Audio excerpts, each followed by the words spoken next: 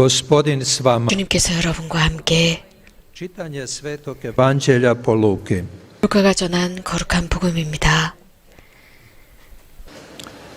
U ono vrijeme reče Isus 그때 예수님께서 바리사이들에게 말씀하셨다.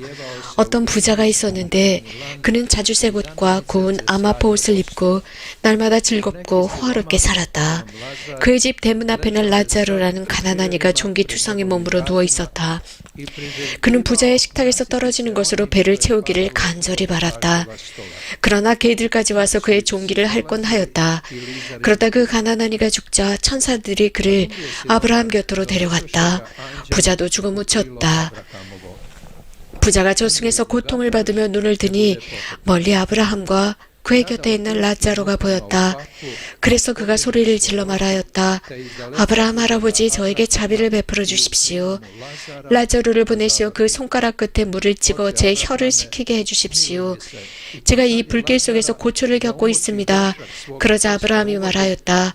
얘야, 너는 살아있는 동안에 좋은 것들을 받았고 라자로는 나쁜 것들을 받았음을 기억하여라. 그래서 그는 이제 여기에서 위로를 받고 너는 고초를 겪는 것이다. 게다가 우리와 너희 사이에는 큰 구렁이 가로놓여 있어 여기에서 너희 쪽으로 건너가려 해도 갈 수가 없고 거기에서 우리 쪽으로 건너오려 해도 올 수 없다. 부자가 말하였다. 그렇다면 할아버지, 제발 라자로를 제 아버지 집으로 보내주십시오. 저에게 5 형제가 있는데 라자로가 그들에게 경고하여 그들만은 이 고통스러운 곳에 오지 않게 해주십시오. 아브라함이 그들에게는 모세와 예언자들이 있으니 그들의 말을 들어야 한다 하고 대답하자 부자가 다시 안 됩니다. 아브라함 할아버지, 죽은 이들 가운데서 누가 가야 그들이 회개할 것입니다 하였다. 그에게 아브라함이 이렇게 일렀다. 그들이 모세와 예언자들의 말을 듣지 않으면 죽은 이들 가운데서 누가 다시 살아나도 믿지 않을 것이다.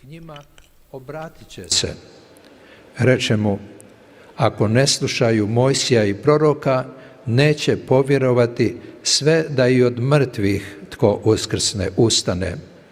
Riječ Gospodnja. 주님의 말씀입니다. Ljudskim riječima uništili se naši grijesi.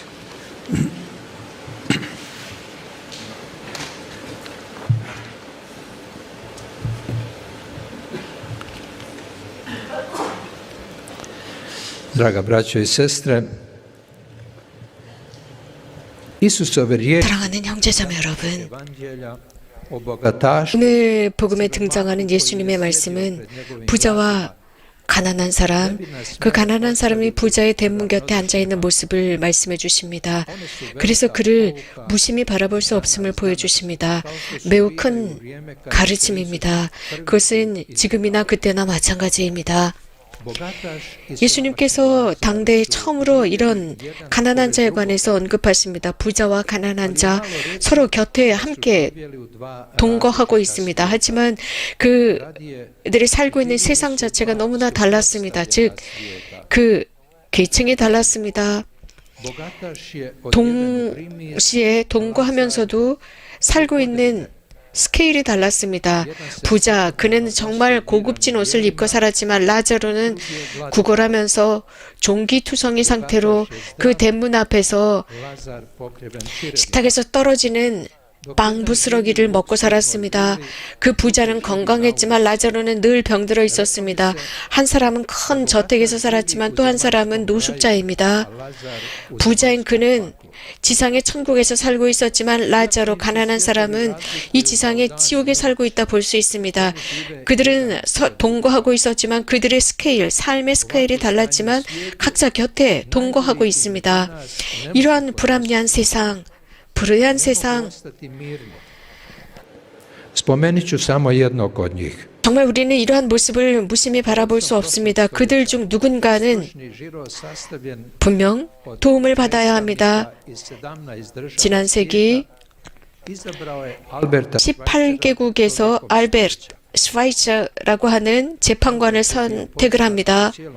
알베르토는 세상 전체에 아주 유명한 천재로 알려졌습니다. 어느 한 철학자, Solist 즉 철학자, 신학자, 그리고 솔리스트였습니다. 콘서트의 솔리스트였고 또 선교지의 선교사이기도 했습니다. Vjera u Isusa 그의 삶에서 정말 중요한 것은 신앙이었습니다. 예수 그리스도에 대한 믿음이 굳건했습니다. 그래서 자신의 삶 속에서 아주 작은 것까지도 주님을 위해서 그 일을 했습니다. 21살 되었을 때 이 알베르트 슈바이처는 결심을 합니다. 즉 30살까지는 예술과 음악과 학문 속에 살고 나머지 삶은 가난한 사람들을 위해서 살기로 했습니다. 즉 도움을 필요로 하는 사람들을 위해서 헌신하겠다고 결심합니다. 그는 아주 직접적이고 개인적으로 이 일을 하기로 결심합니다. 그리고 38살 되었을 때 자신에게 필요한 모든 것, 즉 의사로서 필요한 모든 것을 다 마칩니다. 그리고 43살 되었을 때 아프리카로 떠납니다. 의사가 되어서 떠난 것입니다. 그는 거기에서 병원을 개원하고 Ekvatorska Afrika. 그것은 아프리카 에콰도리안이라고 불렀습니다. 거기에서 평생을 살았고 구순에 그 자리에서 죽었습니다. 자, 이 천재라고 불렸던 알베르토 슈바이처라는 사람, 이 사람은 모든 호화로운 삶을 버리고 그 미지의 세계, 그렇게 낙후된 가장 가난한 사람 중에 가난한 이들이 살고 있는 아프리카 그 미지의 지역으로 들어갈 수 있었을까요? 무엇이 그에게 용기를 주었을까요? 그는 바로 오늘 이 복음을 묵상하고 또 묵상했습니다. 부자와 가난한 사람에 관한 이 복음 말씀이었습니다. 도저히 이해할 수 없는 것처럼 보입니다. Dok se toliki ljudi u mom okruženju 많은 사람들이 고통받고 굶주려 가고 있는데 어떻게 편안하게 살 수 있느냐라는 생각까지 하게 됩니다.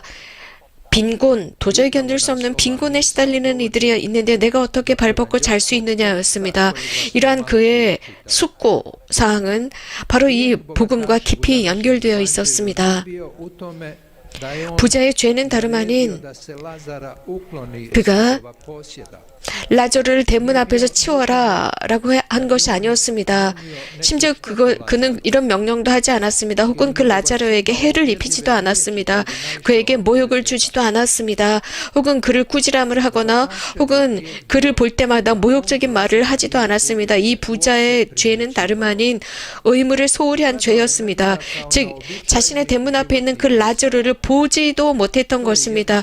그저 라자로는 그냥 어떤 자연 경관, 파노라마, 그냥 거기에 있어야 하는 무슨 어떤 물건 혹은 무엇인가 거기에 있어야 하는 물건 중에 하나 정도로만 생각했습니다. 그는 전혀 인식하지 못했습니다. 자신은 부자이고 라자로는 가난했습니다. 이것저것을 묻지도 않았습니다. 사실 라자로에게 그 어떤 나쁜 일도 하지 않았습니다. 또 라자로의 그 어떤 삶의 상황이 바뀌도록 노력하지도 않았습니다. 이 부자의 죄는 라자로를 반대한 어떤 죄를 지었다라는 것이 아닙니다. 사실 이런 상황 속에서 그는 무엇인가 할 수 있었습니다. 의무를 소홀히 한 죄입니다.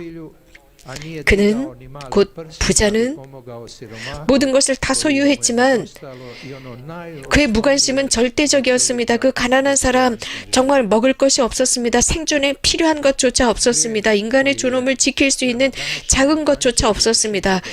오늘 복음에 의해서 죄라고 한다면 이 부자 바로 그 죄입니다. 이러한 부자의 그 의무를 소홀히 한 죄는 현대에 확산되어 있습니다. 그래서 많은 사람들이 걱정하고 있습니다. 많은 사람들이 걱정하는 것은 소홀히 하거나 가난한 이들을 소외시키는 것뿐만 아니라 이 사회에 미치는 영향 때문입니다. 이런 차원에서 볼 때 죄는, 즉 의무를 소홀히 한 죄는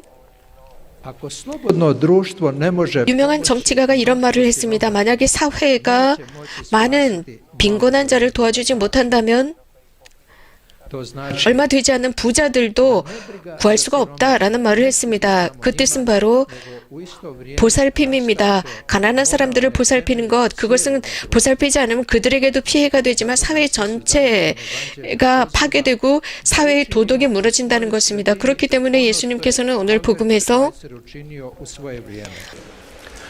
알베르토 슈바이처 같은 일을 하라는 것입니다. 알베르토 슈바이처는 바로 이 복음을 깊이 묵상했습니다. 그리고 그 핵심을 찾아 떠났습니다. 이 부자와 가난한 라자로, 여기서 그는 의문을 지니기 시작했습니다. 그러면서 내 삶을 어떻게 살아야 하는 것인가? 내가 이런 안락한 삶을 살고 있지만 정말 많은 사람들이 내 주변에서 고통당하고 있는데 저들을 위해서 무엇을 할 것인가가 그의 화두였습니다. 형제자매 여러분, 정말 우리는 예수님의 말씀을 진지하게 받아들여야 할 때가 왔습니다. 특별히 성교황 요한 바오로 2세께서는 미국과 라틴 아메리카를 처음 방문하셨을 때 이런 말씀을 하셨습니다. 우리는 편안히 안락하게 우리들의 부를 누릴 수 없는 상태입니다. 왜냐하면 우리들 시대에 곳곳에 라자로가 있기 때문입니다. 우리들의 대문 앞에 라자로가 무수히 있습니다. 오늘 이 복음 말씀을 인용하면서 하신 말씀입니다. 자유와 부를 지녔다라고 하는 뜻은 책임감도 부여받은 것입니다. 그래서 특별한 의무를 부여받은 것입니다. 그렇기 때문에 유대감의 이름으로 인류 공동체를 위해서 이들을 도와줘야 한다라고 하면서 인간의 고귀함에 관해서 강조하셨습니다. 부자와 라자로는 사람입니다. 서로가 서로는 하느님의 모상대로 만들어진 사람, 인간입니다. 그래서 라자로나 부자나 그리스도를 통해서, 그리스도의 보혈을 통해서 구원받은 인간, 사람입니다. 그래서 똑같이 고귀함을 지니고 있습니다. 이 세상에 가난한 사람들은 여러분들의 형제자매들이고 그리스도의 형제자매들입니다.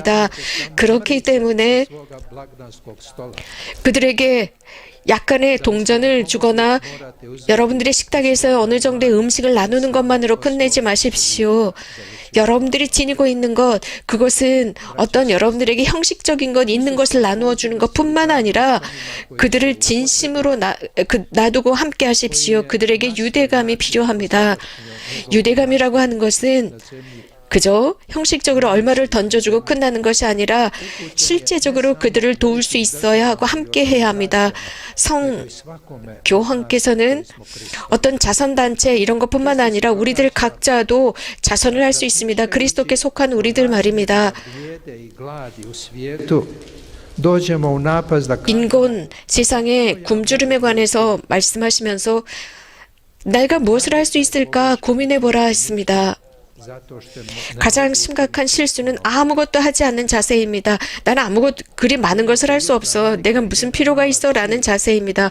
어느 어머니가 작은 딸과 함께 바다, 해변가를 산책하고 있었습니다. 그날 바다는 파도가 치고 거기에는 많은 여러 바다의 작은 동물들이 모래사장까지 흘러 들어오고 있었습니다. 그때 엄마는 그 꼬마에게 이들을 어떻게 도와줄 수 있겠니? 라고 하면서 거기에 있는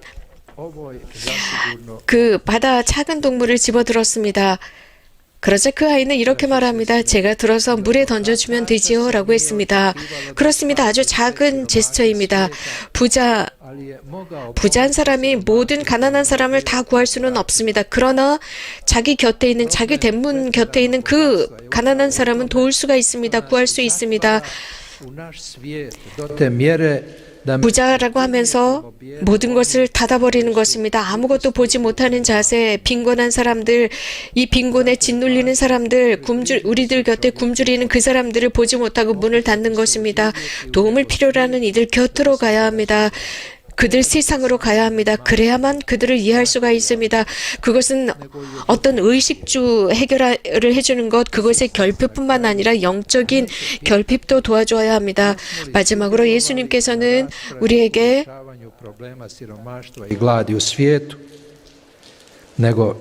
세상의 빈곤 해결을 위해서 무슨 일을 했느냐라고 묻지 않으실 겁니다. 단지 굶주린 사람들, 에게 무엇을 줬느냐가 아니라 도움을 필요로 하는 사람들에게 손을 내밀었느냐, 그것이 아니라 바로 예수님께서는 가장 작은 사람에게 무엇을 했느냐, 가장 작은 사람에게 한 것이 나에게 한 것이다 라고 말씀하신 것입니다. 이것이 바로 판단 기준이 될 것입니다. 마지막 심판날의 판단 기준이 될 것입니다. 아멘.